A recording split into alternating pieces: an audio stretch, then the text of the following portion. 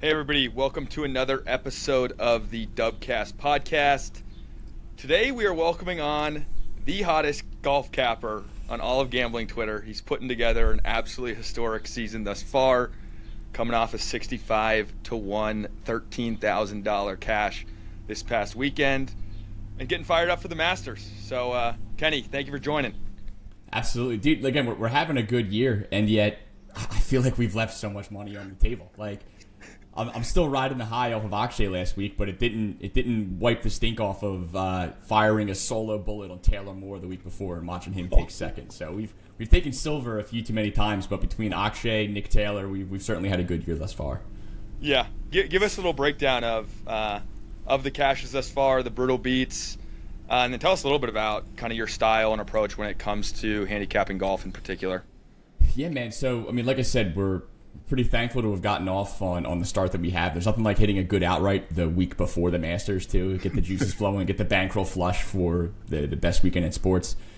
Like, each tournament, I usually play anywhere between, like, one to, like, at most three guys for an outright bet. I'll probably have a few more for the Masters just because it's the Masters. And, you know, I think if you're going to let it rip a little bit, this is the week to do it.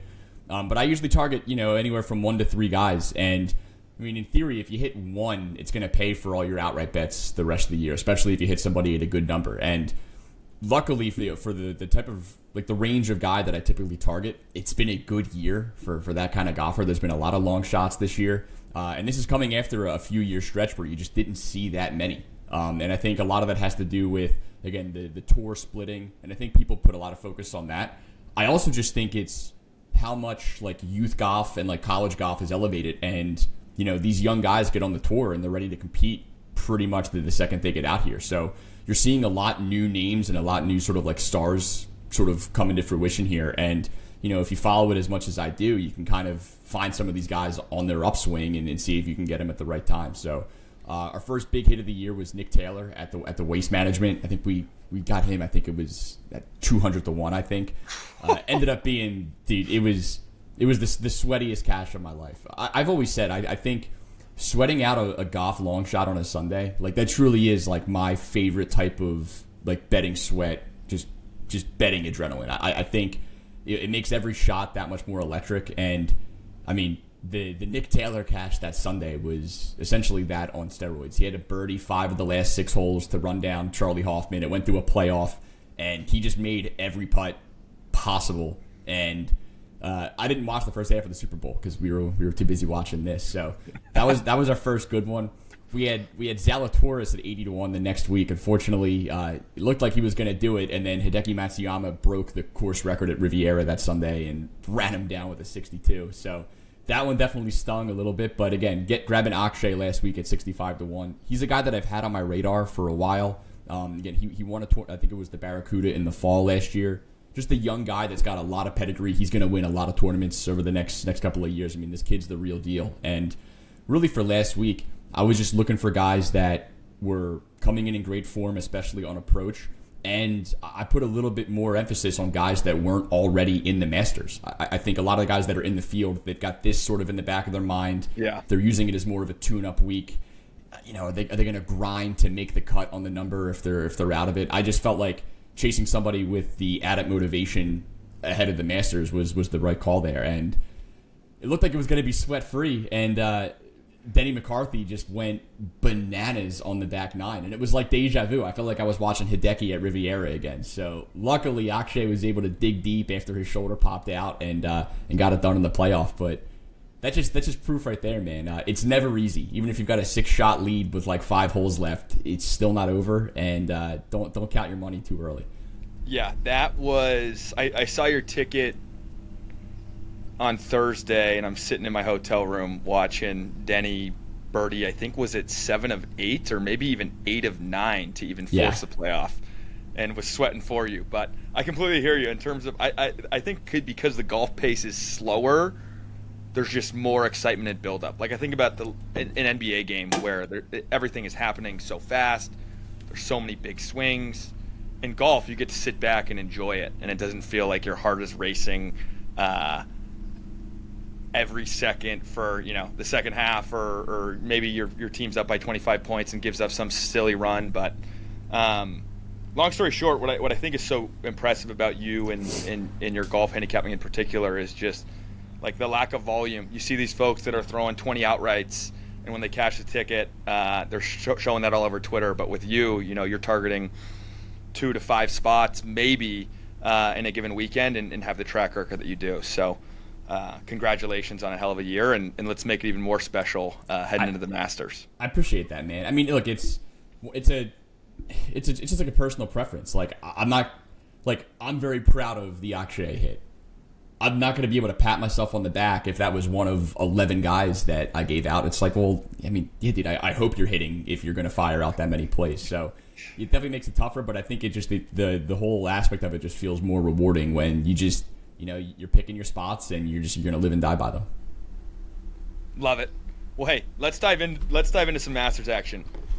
First and foremost, tell me about what, in your opinion, does it take to win at Augusta?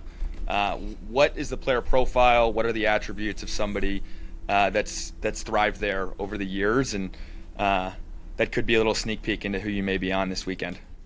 No matter what, if you're going to have a chance to win the tournament, I think you have to have at least played in a Masters before. We haven't seen a debutante win. I think it's since 1979. Fuzzy Zoeller, classic Fuzzy Zoeller. That's a hell of a stat right there, and a great name of golf. So Augusta National, it has some of the most, I would say, like, sticky course history. By that I mean, if you play well there, you can expect to continue to play well there. Just, it's a very nuanced course. It's more unique than any golf course on the face of the earth. So you just sort of have to know it. And I think because it's the Masters, there's that sort of like shock and awe factor for guys that are getting there the first time. They're just happy to be there. So I do think experience, that's not really anything groundbreaking here, but like experience matters. And for me, the one box I just want you to check is like, have you played here before? So if anybody who made their first appearance last year, I don't even care if they missed the cut. Like, they saw the course, they felt what it was like to play in their first Masters. Like, that's kind of the minimum requirement, I think, for someone who even has an outside chance of winning. On the golf front, you have to be in immaculate form pretty much across the board. I think this week in particular, distance is going to play more of a factor. Just, they're going to get a lot of rain. It looks like on Thursday, maybe even into Friday. Now, the course is a beast to begin with. Like, I think if you're a bunter here, you're gonna be in trouble. But if they get as much rain as they're calling for, those fairways are going to be wet. You're not going to get as much run out. Like, you got to be able to pipe your driver. So most of the guys at the top of the odds boards, sort of fit this bill anyway. But when you're looking at potential long shots, or if you play daily fantasy, like, you want to get weird with some guys. Like, Brian Harmon is someone who I think is going to be potentially popular, and he flat out said, like, if the course is wet, it's not going to play to my strength. Like, I don't hit the ball as far as everybody else, and it just puts me at a serious disadvantage here. So I'm looking for guys that are accurate with the driver, especially a bit of a leg up on distance this week. And then guys that are just coming in, flushing it with the irons, particularly the longer irons. You're going to have a lot of shots like 175, 200 plus into the firmest greens on the face of the earth. You're going to get a lot of weird bounces. So even a bigger thumbs up to guys that are high ball hitters. Depending on what modeling sites you use, like, you can sort by like apex height of your shots. Like, that's important here because you're landing some of these long irons on trampolines. So like the better angle you're coming in at, you can at least control your ball a little bit better there. So it's just, you got to be able to do a whole lot of things. You have to have some experience. You probably have had to have won a tournament before.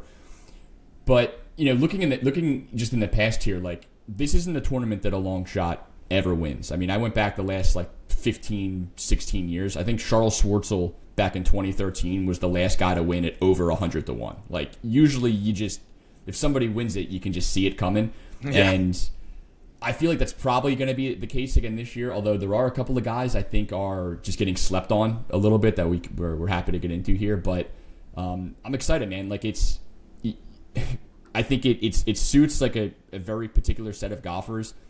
But at the same time, I think there's enough weird variance out there. There's a lot of water in play. Like, I think we could see some crazy stuff this weekend. And I wouldn't be surprised if this was the outlier year where you saw a potential long shot come in here and get it done. That's a fantastic breakdown of what it takes to win here, and it's been the year of that. I remember the first like 8 tournaments of the season, or 5 tournaments of the season. I don't know if I recognized a single name of a winner, and so 2024 has been that kind of year. I know that you have a card ready for the Mooney gang, but is there anything that you'd be willing to give out to the folks who are tuning into this, in particular, whether it be an outright, whether it be a prop, anything come to mind? So I think the first question you're going to have to just, answer yourself is like, to Scotty or not to Scotty. Like, what do you do with Scotty Scheffler this week? Like, I'm not going to bet him at plus 450. I think it's just disgusting. But I also think he's priced incredibly appropriately. Like, I think plus 450 is probably the right price for the one guy that is just, I think, an order of magnitude better than everybody else in the field. So there's some books where they'll give you like some kind of an odds boost. You can add like plus 300 to a winner or something like that. If you're going to play a promo like that, just throw it on Scotty. I think DraftKings usually has one. But again, I'm not going to come on here and tout Scotty Scheffler at plus 450. You just can't do it.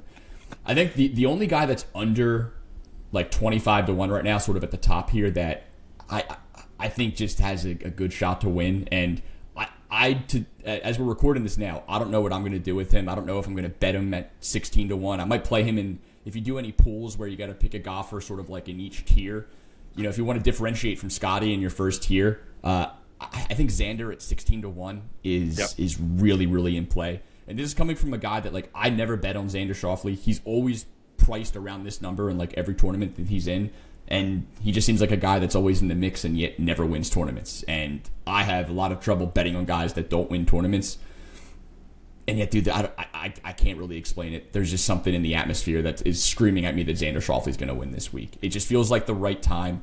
A lot of guys of this caliber typically get their first major win at Augusta. He's played here immaculately, seemingly every year that he's been here. He's coming in arguably the best form of his career.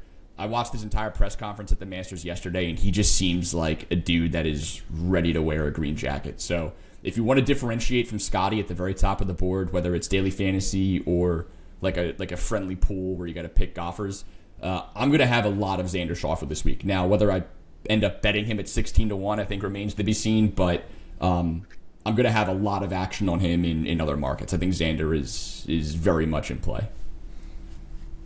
That breakdown was pretty much spot on my opinion of Xander. I do a friendly pool every year for the last 10 years, and he always finds a way onto my card. He's always in the conversation, but has been unable to slam the door. I think 2019 was a T2 finish for him, but I love that take. Like, I'm in a pretty big money pool where it's, you have to pick one golfer across 6 different tiers. And I think it's just they do it by, world golf rankings. Like, just for the game theory of it, I'm probably not going to play Scotty. Like, if you want to win this tournament, look, if Scotty goes out there and wins by 12, I mean, I just won't win this pool. It is what it is. But I'd rather differentiate there. And for me, my number one pivot off of Scotty in that spot's going to be Xander. So if you're doing pools like that, if you have 1 or 2 entries, play Xander in at least one of them. I think it's crazy not to. Let's transition over to Tiger. Obviously, the face of golf has had some health issues. I am seeing a minus 115 out there for him to make the cut. Do you think he has any chance at competing this week after this hiatus? If there's ever a course that he can compete at, it's here. It's like I said, it's got the stickiest course history of all time. Like, if you play well here, you can continue to play well here. It's why, Phil Mickelson, outside of, a fluke PGA championship win a few years back, I mean, the guy has done nothing in the world of golf other than just rattle off top 20s at the Masters every single year, because he comes out here, he knows exactly what shot he needs to hit, he knows where to miss. And I think just the experience on this course can literally carry somebody to a made cut. It just depends on, does his body allow him to get there. But I think just in terms of the golf game itself, like, the ball striking looks fine. He's going to be well rested after having to withdraw at the Genesis.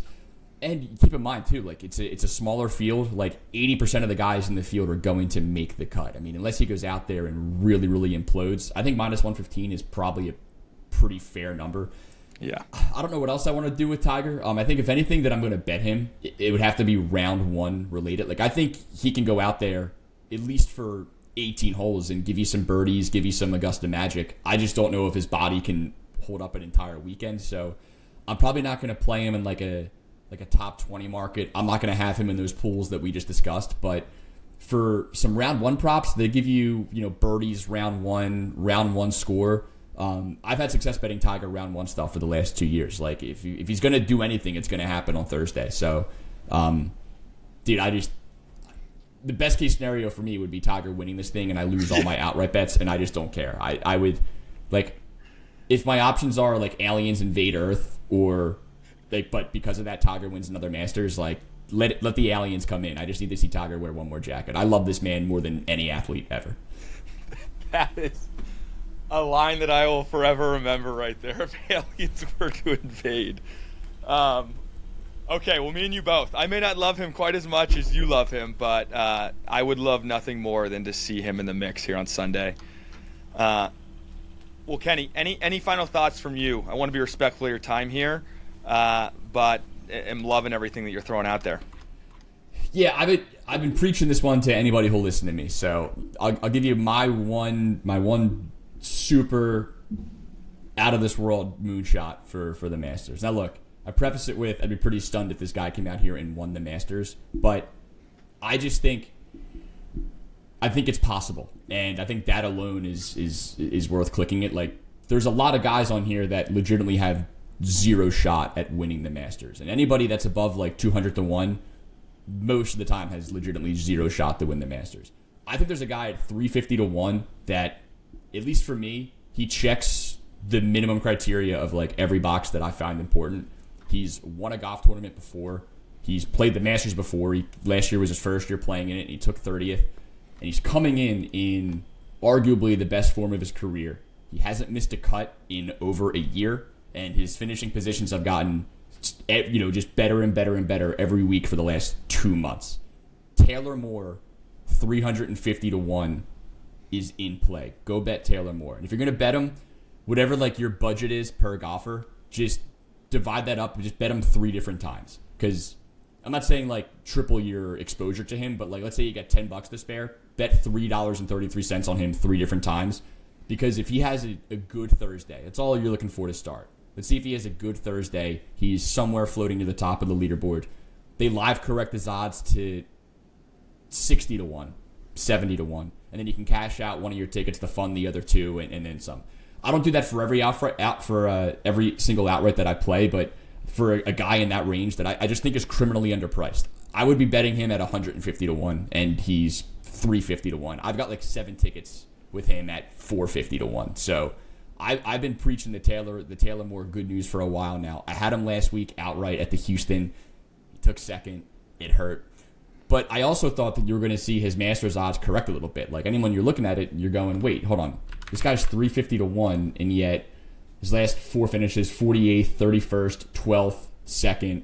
He is immaculate tee to green. He's great around the greens. You look at his little golfer profile here, and it's nothing but green. Everything looks good. And he's priced with, the old heads that are, granted permission to play in this tournament like the previous winners. Like 350 to 1 is a joke. This guy's really good, and I would not be surprised if he was at least hanging around come the weekend.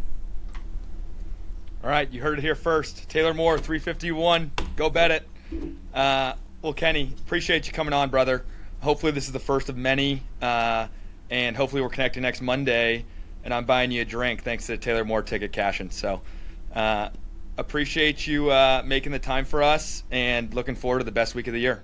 If Taylor Moore wins the tournament, you and I will be in Vegas Monday. Yes. I got some free bets that I got to use, so I know exactly where they're going. That's for sure. Hell yeah, brother. Thanks for having me on, Dash. All right.